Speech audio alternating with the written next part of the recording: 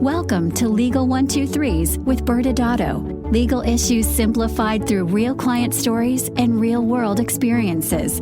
Creating simplicity in 3, 2, 1. Welcome back to Legal 123s with ByrdAdatto. I'm your host, ByrdAdatto, with my co-host, Michael Byrd. Thanks, Brad. As a business and healthcare law firm, we represent clients in multiple business sectors, especially healthcare.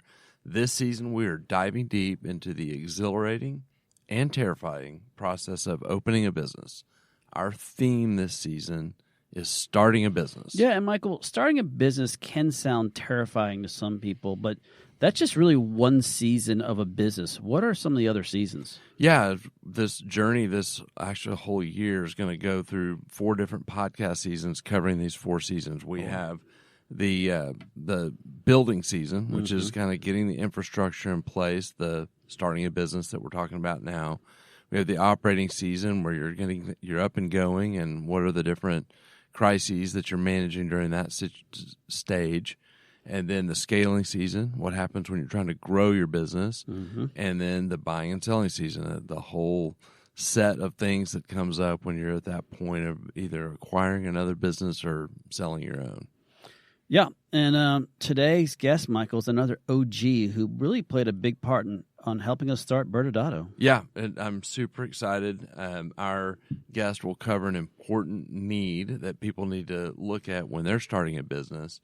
But before we bring him on, Brad, we got a little something to talk about.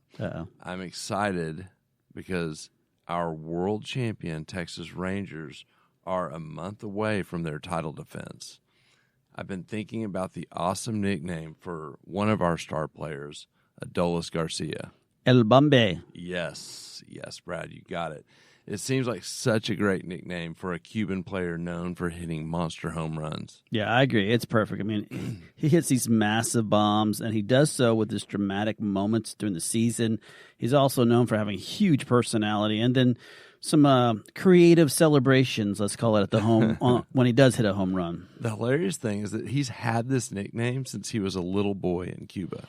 Was he hitting big home runs back in Cuba T-ball time? No, Brad, that's not it. Boys in his neighborhood started calling him this because his head looks like a light bulb. Well, based on my 5 minutes of Spanish I took today with Duolingo, El Bombe means light bulb in Spanish, Michael. Yes, Brad, it does. And it does remind me just how brutal guys are to each other. Nicknames are often, in some ways, making fun of them, and whether it's a body part or otherwise. Which makes me wonder, Brad, have you had any nicknames growing up? Are you counting Brett as a nickname right now? Of course not, Brad. Brett is only a recurring character in some of our stories who has an inferiority issue with his counterpart, Miguel. I never said that you are Brett, though I do see how you could draw that conclusion. Yeah, it appears that Brett needs to stop making fun of this Miguel character, as maybe he's getting too sensitive. But I did have many nicknames between high school, college, and even in law school. However, the one that I've had the longest from high school, I was known as Da Butcha. And the reason why was my freshman year playing high school football, I was 5 foot, maybe 100 pounds soaking wet. And I shared my locker next to me was the All-State running back who was leading the state in rushing. And we bumped into each other one day when we were getting ready to go outside. And I kind of bowed up to him, which was kind of a joke. And our backup quarterback ran over and his name was Chris, pushed Chris back, goes, "Watch out, Chris. The butcher is going to take your lunch money." And the entire locker room laughed hysterically. And then from then on, I became known as the butcher. And for those who don't know, I am still not very tall. Well, I'm just relieved that it's not like some sort of true crime nickname. No, not a serial killer. Not a serial killer. Okay. But what about you? Well, with the last name Byrd, I've had too many nicknames to count over the years. I practically forgot that my name was Michael by the time I got into the workforce. The most common name I've been called is Bird, or some variation like Bird Dog, Bird Man, or Birdie. Yeah. And I know the one nickname you really, really love, and audience members, I mean hate, is when someone calls you Mike. Yeah. Well, any less common and more embarrassing nicknames? Yeah, let's stay away from Mike. My roommate in college, Guy, had multiple nicknames for every person he meets. They're all affectionate, so I would not say they're embarrassing. His main nickname for me is Doc, and he calls my wife Slim Shady. Okay. Is this because you're claimed to be practically a doctor? Fair question. My dad is a doctor, and so that does almost make me a doctor. Almost, but right. Actually, his nickname has no ties to anything. He just started calling me Doc. And Stephanie actually does not have any ties to Eminem, other than, this was like Eminem's prime back when he gave her that nickname. Gotcha. The only embarrassing nickname is that my nieces from my sister Meredith call me Uncle Donkey. And really? Yes. Yeah, it stemmed from a movie reference from Shrek. I called my son Aiden Donkey in front of them, and they all decided to reverse it and have, for the past 20 years, been calling me Uncle Donkey. Okay, Doc Donkey. What does this have to do with our nice guest who's waiting to join us? Nothing other than I've known him long enough to know his nickname, but I'll let him tell you that here shortly. Joining us today for the first time is our friend Matt Burns. He is the Senior Vice President for Willis Towers Watson in Austin, Texas. Prior to that, he was the Senior Vice President for Stevens Insurance. He has been a commercial insurance broker for more than 20 years. He graduated from Baylor in 1995 and has, like I said, been a longtime friend and helped us get us up and going with our insurance needs several years ago. Matt, welcome. Hey, great to be here with you guys. Thank you for having me. Absolutely. Well, I guess we got to jump right in there, Matt. What is, if you could share, what is the nickname that Mr. Byrd was referencing to earlier? It's really easy. It's I don't know many people that don't call me Burnsy. That's kind of stuck. It's always been a part of the equation. So, well, that is it. Yes. Yeah. Well, cool. Well, we're so glad you're here, and like to kick things off and get a little bit of introduction about you professionally. Tell us about Willis and your clientele. Just kind of introduce what you do. Yeah, no, I appreciate it. And thanks again, guys, seriously, for having me on. I've been in insurance for actually coming up on 30 years. It's hard to believe that. At Willis, it doesn't seem like, some days it seems like it's been a long time, and other days it seems like it's been since yesterday. My expertise is on the property and casualty side. I'm focused on corporate insurance. So from startups to all the way to Fortune 500 companies, and anything and everything in between. And so the focus really for me in my practice is really more education than it is product sales. I try to stay very, very, very far away from that aspect of things. And what I love about your firm that complements our mentality and our goals is just making sure that we're complementing where a business is in its life cycle. So I love what you guys are doing, and it fits really well with our practice for sure. Awesome. Well, and that's a perfect segue back to, this season, Matt, where we're focusing on starting a business. And from an insurance perspective, we'd love to have you share some thoughts. But when one of your clients says to you, "Hey, I'm thinking about Matt starting a business," what is really the first question you're going to ask them? Yeah, I think the first thing, especially these days, I think the first thing is, what's your funding? Do you have a capital partner or funding source? I mean, that in conjunction, that question, along with a real clear, high-level understanding of what the business does, what they're involved with, what industry sector, and what variations of that are they focused on. Those two things will have a lot to do with where you take the insurance placement and how you build it out. And unfortunately, it's not asked very often. They're relegated to an SIC code, or you just don't dive quite deep enough to figure out how to build that out. Does that make sense? Yeah. How does that help you knowing kind of where they're, getting that answer of their funding strategy?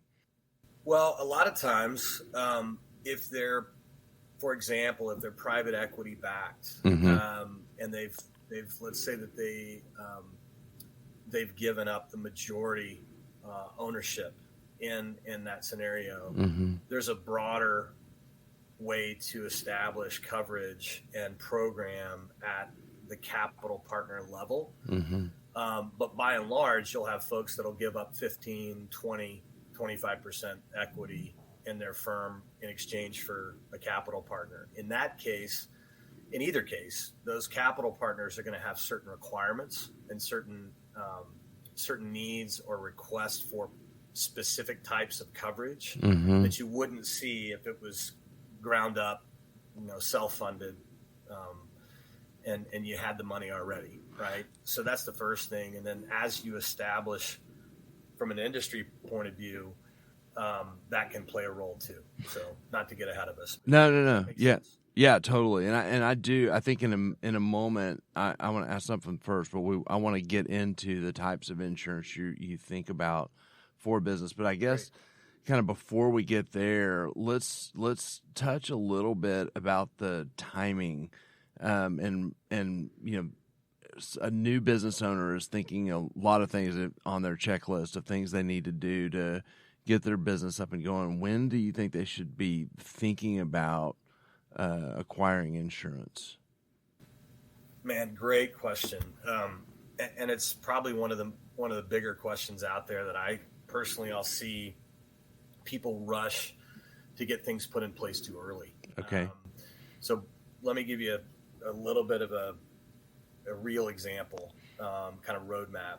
So as you start something, you don't really have any liability if you're not selling anything, whether that's a service, a product. As a general rule, I would say, while you need to be prepared from a budgetary perspective, and we can help with that, as can a lot of different brokers, but budgetary perspective, getting an idea of cost based on projections, I would say to any startup, don't worry about year 3, year 2, worry about year 1. And it's important to focus on how much do you know you're going to hit versus how much you hope to hit, right? In a way of revenue, that's going to have a big bearing on how insurance is structured. But more importantly, the timeline, don't put it in place before you're actually performing the services or selling the product or doing what you are intending to do. And sometimes when a business is started, it may be months before that happens. I would tell you that the most basic trigger for starting just a business owner's policy is if you've got a lease on space and the landlord's going to require you to carry certain elements of cover that are basic. Right, it pays to put that in place first for that reason. Wait for some of the other more complex lines of cover until you start actually selling whatever it is, service, support, product that you're going to be servicing or supporting or selling.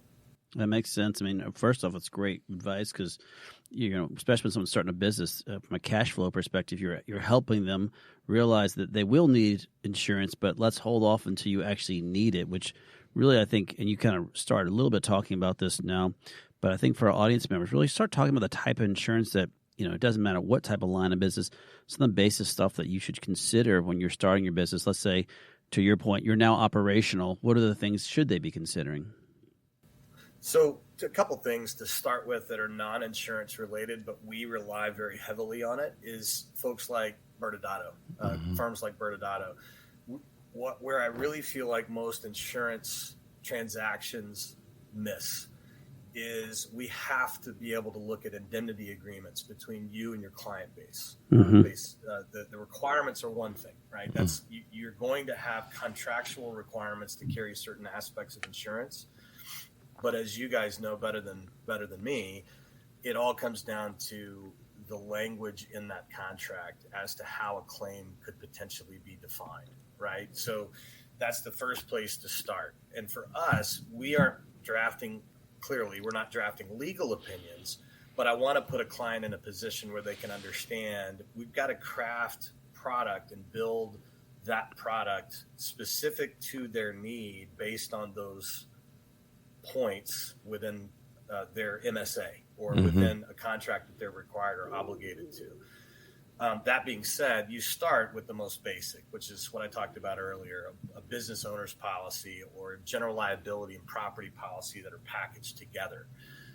That meets the criteria of your lease. That slip and fall cover, it doesn't cost a whole lot of money at all to do those things, depending on the industry sector. But for a startup, typically, regardless of industry, doesn't cost a whole lot of money. Then we start getting kind of moving through things like malpractice, if you're a clinic or a physician's group, any kind of professional liability, if you're a lawyer or if you're an insurance broker. That's important to be very specific about what you're doing, where you're going with it, and what type of business interaction you're having with your client base. And then we get into other aspects of cover like cyber liability, employment practices liability, directors and officers of board liability cover, depending on the nature of where the company is in the moment and what their requirements would look like from a contractual point of view. Awesome. There's a lot there, and I want to make sure I'm covering what you guys. No, I'd like to unpack a couple of these. Yeah. Just we're going to have our audience, is anywhere from an entrepreneur thinking about starting up to, private equity folks that are doing more sophisticated transactions, and I'd like to kind of start unpack it a little bit from the ground up. So just generally, you're talking about a general liability policy. Talk a little bit, just generally, what do those policies typically cover? Yeah. So, and to reinforce, that's the most basic entry point policy from a business perspective that you have to have. Typically, the uninsurance related answer is to meet the criteria of a lease agreement. Right. You got to have it in order to inhabit the space you're in. Now, depending on the nature of the company, that policy is going to cover you for third parties that take action against you for property damage or bodily injury. So you can imagine the difference between, just to make the point, the difference between, let's say, a law office and the traffic in a law office versus a neighborhood grocery store. Oh, yeah. If you think about those different, they're going to be looked at differently from a rating perspective. And Right. One's going to have more severity than the other as far as the potential for claim, but they're both the same type of policies, very basic. Gotcha. And I'm gonna gloss over malpractice, not because it's not important, but I think it's intuitive to most of our audience that this is going to cover, professional negligence for whatever service you're providing. I would love to hear your perspective on employment liability and cybersecurity, because it feels like we get a lot of questions about this over the last several years in particular. No, and amen. I mean, I would tell you that from our practice's perspective, it's those two claims are things we see, I would venture to say, weekly. It's just all the time. So Yeah. I understand. Let me start. I'm going to divide them both kind of independent of one another. Okay. Because there are some things to really consider with both. Let's start with when I say easier, I mean easier to get, easier to obtain, which is the employment practices liability policy. Typically, and it is somewhat of an oxymoron. There's so many in insurance, I realize, but if you buy employment practices liability and it's attached to a directors and officers liability policy, so that's your board, your officers, your executives, blah, blah, blah. If you buy that policy, you can actually attach employment practices liability to it. And many times that will drive cost down further, which is, therein lies the oxymoron. It just doesn't make sense, but that's typically what you'll see. You can also buy it on a standalone basis. Now, the big thing with employment practices that you have to really focus on if you're a consumer, client, or a small business is what's your turnover ratio look like? If you've got a high turnover percentage, and I would suggest that if the turnover is more than 40%, less than 40%, you're pretty you're pretty okay. If it's over that, it's not that you're not okay, but they're going to scrutinize things a lot more closely from an underwriting perspective based on that, right? Because the direct connection between a claim and turnover is there. Right. So you have a higher probability of claim if you've got a higher turnover rate. So I would tell you that from a private startup, private company perspective, the biggest reason people will take employment practices liability is for the defense cover. So they're not taking it anticipating this is the practical answer, but they're not doing it anticipating some big settlement or judgment or front page paper scenario. Although that could happen, the majority of the time they're doing it because they want the ability to access legal defense and get them through to settlement as fast as possible. Mm-hmm. And then on the other hand, you do have legitimate situations in which any kind of hostile work environment scenario can happen, and you want that kind of cover in order to fund that event in case you do get served. Right. For wrongful termination or discrimination or libel, slander, defamation, sexual harassment, things like that. Yeah. And that's just kind of a lightning rod situation these days in general, where you see legitimate claims, but you also see claims that aren't so legitimate, or appear not to be. Right. So, and I know Michael mentioned cybersecurity. I know just 10 years ago, probably very few people had cybersecurity. Have you seen an increase in people understanding the need for it and actually understanding why they need to get it from you? Yeah, that's a great point. And you're right. There was a huge influx of purchasing, and I would say massive amounts of cyber liability coverage was taken up. And then in about 2020, 2019, we started to see the market, and we're still here, but we're starting to see the insurance market tighten up. And if anybody is awake these days, they hear almost weekly, daily, whatever, of a breach that has occurred. Mm-hmm. Whether it's a big box retailer or bank or whatever the case may be. And so you still have access to cyber liability, but the underwriters are much, much more fickle and particular about detail. How you're protecting your data is going to be a critical piece to gaining access to cyber liability cover. Mm-hmm. What your protocols are to prevent a breach from occurring. Carriers are a lot more involved in the loss control and mitigation of those types of scenarios. And then the market has also shrunk from the standpoint of, let's say 5 years ago, Brad, there was probably 20 carriers in the market domestically that were offering cyber liability for small businesses. And now there may be 3 or 4. Wow. So it's a difficult market. It's a difficult thing to grasp and to gain access to, but it can be done. Is it hard are there a lot of hoops to get to the underwriting process for cybersecurity? In other words, does a small business need to have their IT ducks in a row to be able to apply? Yeah, and I would tell you this, I don't want to pigeonhole any small business into these categories, but if you're fintech, if you're in the banking industry, or if you're dealing, if you're a hospital, for example, and you're dealing with a lot of personal identifiable information, you're controlling that, then yeah, there's a lot of scrutiny.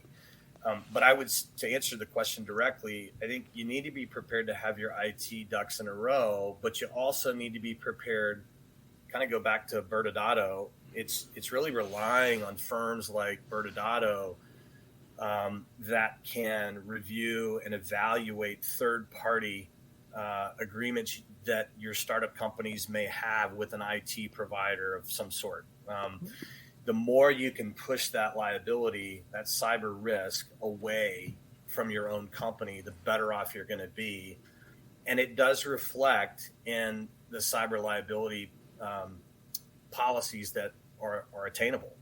When you can show them that that's the measure you've taken, carriers realize, my goodness, I mean, we've defrayed, so to speak, our risk because of what they're doing from a contractual point of view and otherwise, and that will help. That's a must, I would say, at this point in the game. Awesome. And then kind of a final question before we wrap up, just quick thoughts. I mean, you've mentioned that general liability is going to be required typically with your lease. I think malpractice is typically going to be required as part of your license for whatever type of license you have. Are there any other insurance types that tend to be a must versus a may when someone's considering starting a business? I really can't think of anything other than the best advice I could give there always is you got to have a broker and an attorney that are communicating with each other to review both upstream and downstream contracts. Right. Because what we're seeing, especially in the startup world, is just it's an evolving, it's a moving target. I mean, we're seeing it change. It seems like monthly, where people are requiring more and more and more product to be purchased. So I would start there first. Amazing. Yeah, that's awesome. And I just looked up. We're out of time. Matt, I'm so grateful to have you on. Thank you for joining us today. Oh, man, thanks for having me. Absolutely. What we'll do next is we'll go into commercial, and on the other side, Brad and I will wrap up with a few legal insights. Thank you. Thanks. Many business owners use legal counsel as a last resort rather than as a proactive tool that can further their success. Why? For most, it's the fear of unknown legal costs. ByrdAdatto's Access Plus program makes it possible for you to get the ongoing legal assistance you need for one predictable monthly fee. That gives you unlimited phone and email access to the legal team, so you can receive feedback on legal concerns as they arise. Access Plus, a smarter, simpler way to access legal services. Find out more. Visit ByrdAdatto.com today. Welcome back to Legal 123s with ByrdAdatto. I'm your host, ByrdAdatto, with my co-host, Michael Byrd. Now, Michael, this season, our theme is starting a business.